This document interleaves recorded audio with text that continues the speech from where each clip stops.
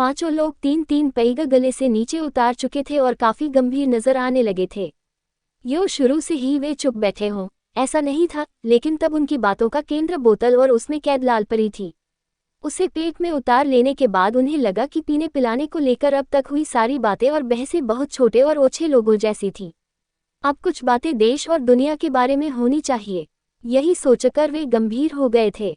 अपने इस कमरे को तेजिंदर ने ऐसे ही मौकों के लिए खास तौर पर बार की तरह डेकोरेट कराया था। उसकी एक दीवार पर एक मशहूर शराब कंपनी का फुल लेंथ कैलेंडर लटका था, जिसमें छपी मॉडल की मुद्रा उत्तेजक तो थी ही, धर्म का मुखौटा चढ़ाकर घूमने वाले पंचसितारा सामाजिकों के लिए इतनी अश्लील भी थी कि उसे मुद्दा बनाकर अच्छा खासा बवाल मचाया जा चुका था। कैलेंडर के सामने वाली दीवार पर एपिसोड 8 के 3 फ्रेम फिक्स थे, नीचे से देखो तो चढ़ते क्रम में और ऊपर से देखो तो उतरते क्रम में, सीढ़ीनुमा। सिवा कुछ रंगों के, बुद्धिमान से बुद्धिमान आदमी के लिए उनमें चित्रित आकारों को पहचानना असंभव था। बीच वाली दीवार पर 42 इंची एलईडी टीवी चस्पा था, जिस पर कोई उत्तेजक अंग्रेजी फिल्म बेआवाज चल रही थी। कोने में रखी मेज पर म्यूजिक सिस्टम था, बहुत ही धीमे वॉल्यूम में मादक धुन बिखेरता हुआ।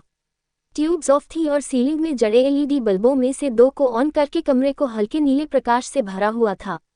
सीलिंग फैन नहीं था, एसी था जिसको ऑन रहना ही था। मुझे लगता है कि यह देश एक बार फिर टूटेगा, आजकल के नेताओं से संभल नहीं पा रहा है। गंभीरता को तोड़ते हुए संदीप ने बात छेड़ी।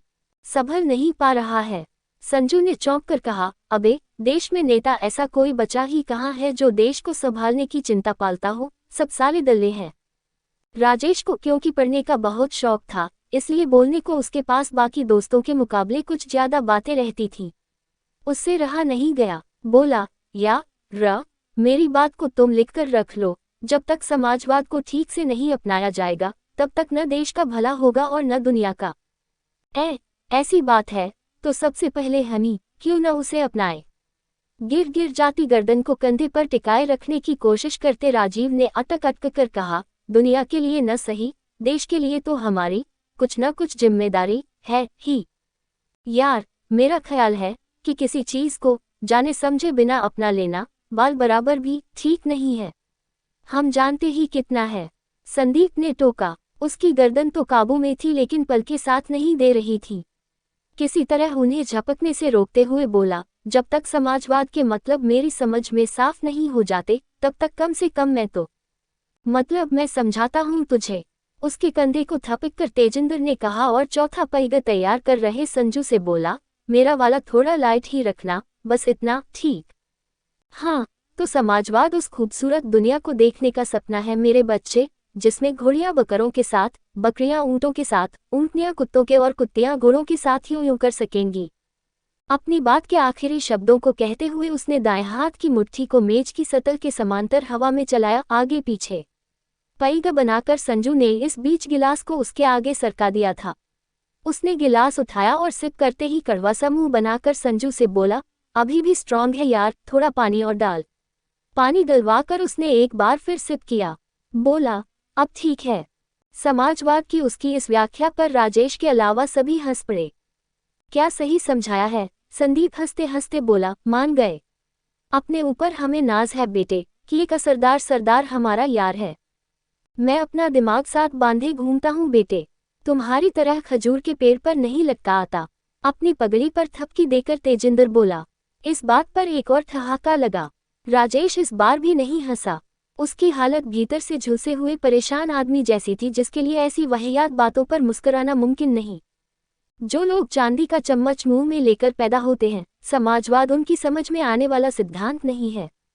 सब ठहाका लगा चुके तो झुलसे हुए राजेश ने बोलना शुरू किया, जिनके पेट भरे हुए हैं, गरीबी और भूखमरी से जूझने की उनकी बातें वोट बटोरने वाली राजनीति के अलावा कुछ और सिद्ध हुई हैं आज तक।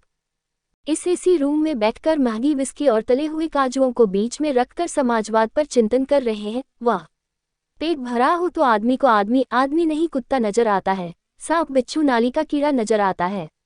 पेट भरने के लिए जब रोटी बेस्वाद लगने लगे और जीभ रह रहकर डोमिनो के पिज़्ज़ाज़ की ओर लपल पाने लगे तब आम आदमी के बारे में सोचते हुए हमें डर लगने लगता है। हाथ में थाम रखे पैग को मेज पर रखते हुए उसने हिचक की और नजरें दोस्तों पर गिराईं। यार, लोगों को उससे शायद ऐसे ही किसी वक्तव्य की उम्मीद थी, इसलिए सब के सब दम साधे उसका बयान सुनते रहे। जहां तक उसका अपना सवाल था, या तो उसका काम तीसरे पैग में ही तमाम हो गया था या फिर चौथा कुछ ज्यादा हैवी हो गया था, क्योंकि जैसे जैसे वह उसे खत्म करता जा रहा था वैसे वैसे उसकी आवाज में भारीपन आता जा रहा था। एक तरफ हम हैं, हम जो इस महंगे ब्रांड का पहला, दूसरा या तीसरा नहीं, चौथा पैग चढ़ा रहे हैं। मेज पर रखी बोतल को हाथ में उठाकर दिखाता हुआ वह बोला, और दूसरी तरफ कहाँ तो बाहर चल रही लू से बचने की जुगत में किसी नीम या पीपल के साए में बैठकर थर्रे के साथ लोग उंगली से नमक चाट चाट कर काम चला रहे हैं, और कहाँ हम जो नमकीन के नाम पर तले हुए मसालेदार काजुओं की प्लेट बीच में रखे हुए इस लग्जरी रूम में बैठे हैं। एक तरफ मेहनत कर करके हर तरह से थके और हारे वो लोग हैं जिन्हें शाम को भरपेट भात भी मयस्सर नहीं। वे अगर शराब पीते भी हैं तो 5-7-10 रुपए में कांच का एक छोटा गिलास भर कच्ची, जिसे पीने के बाद उन्हें इतने गजब का नशा होता है कि गिरने के बाद वे कभी उठ भी पाएंगे या नहीं, वे नहीं जानते। और दूसरी ओर इस आदमी के साथ यार यही खराबी है। उसकी बात को बीच में ही काटकर तेजिंदर तुनक कर बोला, ये बातें कम करता है, भाषण ज्यादा झाड़ता है, उतार के रख देता है सारी की सारी। कहते कहते वह राजेश की ओर घूमा और व्यंग्यपूर्वक बोला, इस साले पर मसीहा बनने का जुनून सवार है। अबे विस्की के दौर चल रहे हैं, छत में सितारे जगमगा रहे हैं, सामने अप्सरा पड़ी है। कैलेंडर की ओर इशारा करते हुए उसने बात को जारी रखा, और तू है कि फिलॉसफी झाड़ने को बैठ गया। ओए, तू क्या चाहता है कि भूखे नंगों को भी मैकडोवेल मिलने लगे? तुम लोग इस थ्योरी को समझ ही नहीं पाओगे। तेजिंदर की ओर ताकते हुए राजेश क्षुब्ध स्वर में बोला, और तू तो कभी भी नहीं। ओए थ्योरी गई तेल लेने। तेजिंदर आंखों को पूरी खोलकर उस पर गुर्राया, और मेरी समझ में वो क्यों नहीं आएगी, मैं सरदार हूं इसलिए। बात को मजाक में उड़ाने की कोशिश मत कर। राजेश गंभीरतापूर्वक बोला, तू अच्छी तरह जानता है कि मैं सरदार और मोना नहीं मानता, और ना ही ऊंच और नीच। फिर तेजिंदर ने पूर्व अंदाज में ही पूछा, फिर ये कि तेरा पेट भरा है और भेजा खाली है। अभी अभी तो तू कह रहा था कि तू सरदार और मोना नहीं मानता, और अभी अभी तू मेरा यानी कि एक सरदार का भेजा खाली बताकर उसका मजाक बना रहा है। तेजिंदर तड़का। उसकी इस बात पर राजेश ने दोनों हाथों में अपना सिर थाम लिया। बोला, ओए, कोई इसे चुप रहने को कहो यार। यह अगर इसी तरह बेसिर पैर की हाँकता रहा तो। अब बेसिर पैर, देख, तू लगातार मुझे सरदारों वाली गालियां दे रहा है। इस बार आवेश के कारण वह कुर्सी से उठकर खड़ा हो गया और राजेश की ओर उंगली तानकर बोला, देख, दोस्ती दोस्ती की जगह है और इज्जत इज्जत की जगह। अब अगर एक बार भी सरदारों वाला कमेंट मुंह से निकाला तो ठीक नहीं होगा, बताए देता हूँ। तेजिंदर की इस मुद्रा पर बाकी तीनों दोस्त गंभीर हो गए। अच्छा खासा ठंडक भरा माहौल एकदम से इस कदर उबाल खा जाएगा, उन्होंने सोचा नहीं था। राजेश हथेलियों में सिर को थामे जस का तस बैठा रहा। चारों ओर सन्नाटा पसर गया, सांस तक लेने की आवाज सुनाई देने लगी। कुछ एक पल इसी तरह गुजरे, फिर एकदम से जैसे बम फटा हो, तेजिंदर ने जोर का ठहाका लगाया, हा हा हा हा। इन साले भरे भेजे वालों की शक्लें देख लो। ठहाका लगाते लगाते ही वह बोला, ऐसे बैठे हैं जैसे मुर्दा फूकने आए हो मादरचो। अबे, मेरे एक छोटे से मजाक को तुम नहीं समझ सकते तो मुझे किस मुंह से बेअक्ल बता रहे हो खो तो।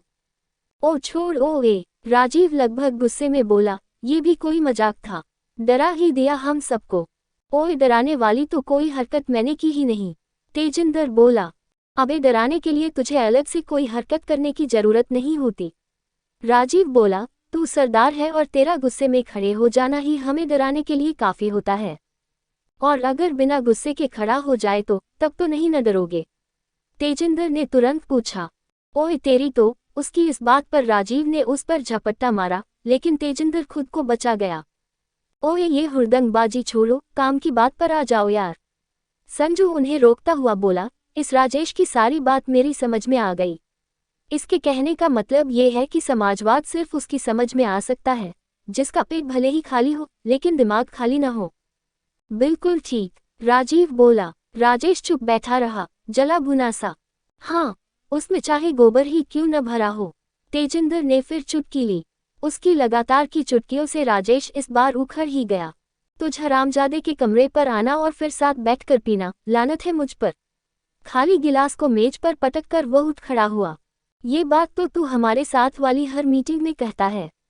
तेजिंदर होठों और आंखों में मुस्कुराता उससे बोला, आने वाली मीटिंग में भी तू यही कहेगा?